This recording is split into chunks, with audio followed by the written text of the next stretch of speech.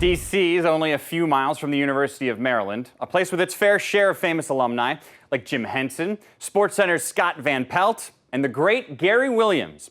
Gary was a player on the basketball team there, then later spent a couple decades back with his beloved Terps as their head coach. I called Gary up. He said I had to meet him at the famous Terp hangout Bentleys, so I did.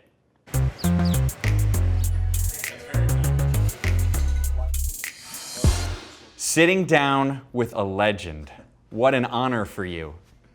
This is a great, yes, thanks, Mike. You had me there. You are a legend. Thank you for lying. In your own mind. No, I just...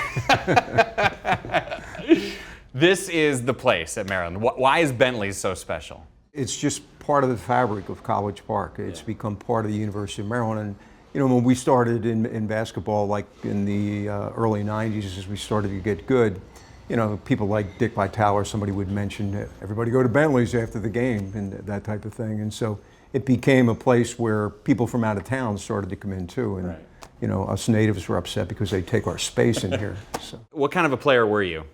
I was the guy in the press guide who, next to your picture, they said, really plays hard, plays good defense, great team player, Hustles. Which means you stink. And like, I averaged about 4 points a game. I was co-captain my senior year. I know you still stay in touch with active coaches. First thing that comes to mind when I say Chris Collins. Yeah, that punk. No, Chris is a great guy, and he's doing a great job at Northwestern. He played at Duke, and he was very underrated as a player.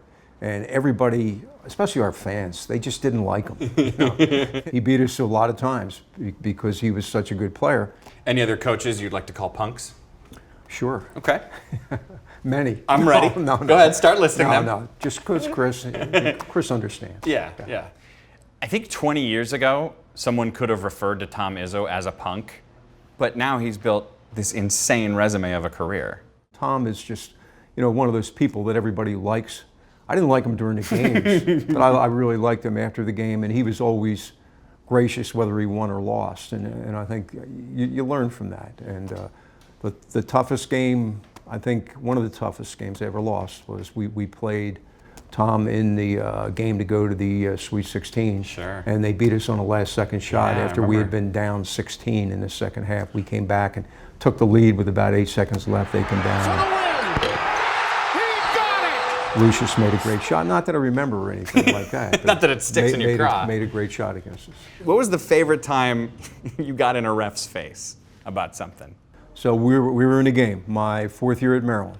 We were playing, and this referee was in front of me, and I had known him. He'd worked several games during the year. And I said, hey, come here.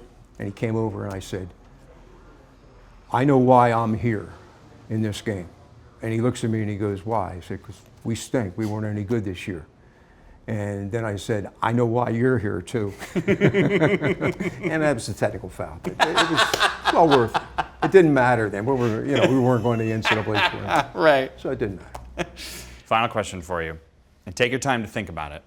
Your favorite sportscaster of all time?